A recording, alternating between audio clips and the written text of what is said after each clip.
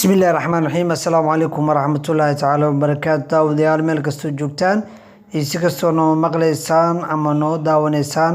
waxaad kusoo dhawaataan barnaamij gaar ah oo hadli doono dhacdooyinka ciyaaraha Soomaalida ee dalka waxa markaan idin soo gudbin doonaa dhacdadii ay markaasi ku geeriyoodeen mas'uuliyiinta xiriirka kubadda cagta Soomaaliya iyo guddiga Olombikada qaranka Soomaaliyeed 4 Abriil 2012 maanta kale waxay ahayd maalin madow u ahayd bahda isboortiga ee dalka iyo guud ahaan ummadda Soomaaliyeed qarax ka dhacay xarunta National Theatre-ka waxaa ku geeriyooday gudoomiyaha xiriirka kubadda cagta Soomaaliya Siciid Mugambe iyo sidoo kale gudoomiyaha guddiga Olombikada qaranka Soomaaliyeed Aadan Xaaji Yawrow Wiish Rabbi naxariista jannaha ka waraabiye waxayna ahaayeen halyeeyo wax badan u soo qabtay kubadda cagta Soomaaliya kana soo shaqeeyay isboortiga dalka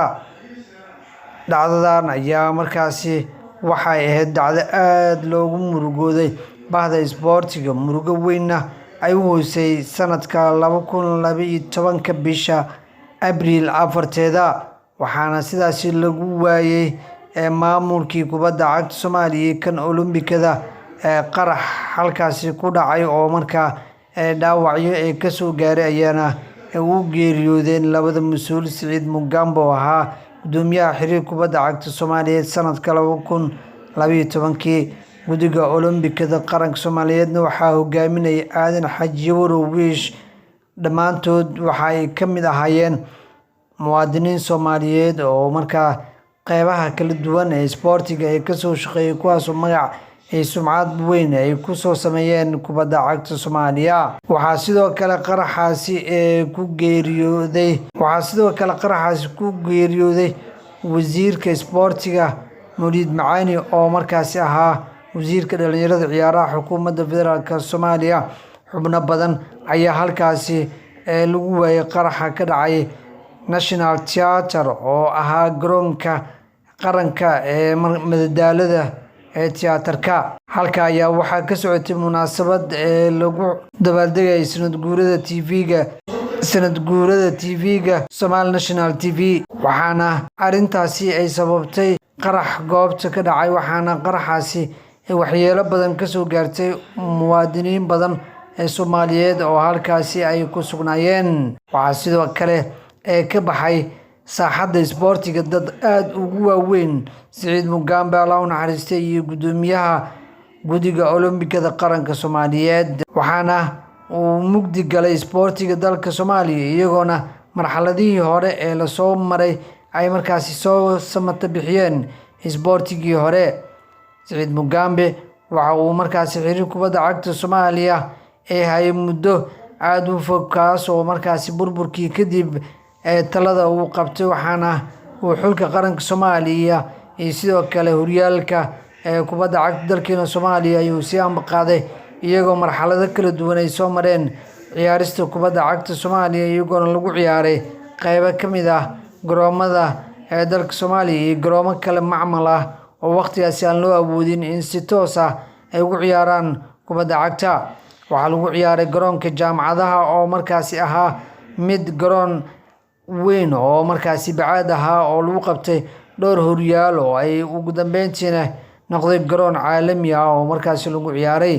sidoo kale waxaa qayb uu ka ahaa horyaalada lagu soo ciyaaray garoonka ku yaala degmada Xamar Jajab ee dhacay School Bluesio ayaa lagu ciyaaray inta uu hogaaminayay Siciid Mugambe sidoo kale waxaa ugu dambeyntii u hirgashay inay samata bixiyaan isboortiga dalka kaas oo ugu dambeyntii keenay in lagu ciyaaro garoonka kubadda cagta ee hadda loo bixiyay Injineeriso X Gonis ama Banaadir waxaana qayb weyn ka ahaayeen mas'uuliyiintaasi sare u qaadista kubadda cagta Soomaaliya markuu Siciid Mugambe geeriyooday waxaa xilkaasi ku meel gaar ah u qabtay Cabdiqani Siciid Carab oo markaasi muddo ka badan 8 sanadood uu soo hogaaminayay xiriirka kubadda cagta Soomaaliya sidoo kale guddiga Olombikada qaranka Soomaaliyeed marka uu geeriyooday Aadan Xaaji Yawrow Wiish waxaa xilka talada si ku meel gaar ah u qabtay Cabdullaahi Tarabi oo ilaa iyo iminka ah waxaana isbedel weyn laga sameeyay isboortiga dalka waxay sare u qaadeen waxyaabaha ee laga sugayay iyo shaqada adag ee isboortiga dalka Soomaaliya. Maanta oo kale waxay u tahay Soomaaliya maalin aad u madow, waxaana ka baxay bahda isboortiga madaxdooda ugu sareeya. Warbixintan waxaan ku eegi doonaa waxyaabihii ugu muhiimsanaa ee ay soo qabteen guddiga Olombikada Soomaaliyeed iyo xiriirka kubadda cagta Soomaaliya muddadii ay hayeen, waxaana inta badan ay ka qayb galeen xulka qaranka Soomaaliya tartamo caalami ah oo ay kaga qayb galeen dhanka qaaradda Afrika iyo bartamaha Afrika. Sidoo kale Olombikada Soomaaliyeed ayaa sanadkii 2012, 2011, 2018 ilaa 2019 waxay ka qayb galeen dhacdooyinka ee lagu qabtay Olombikada oo qayb ay ka ahayd Tokyo iyo dhacdadii ay markaasi ka dhacday Britain oo ay markaa ka qayb galeen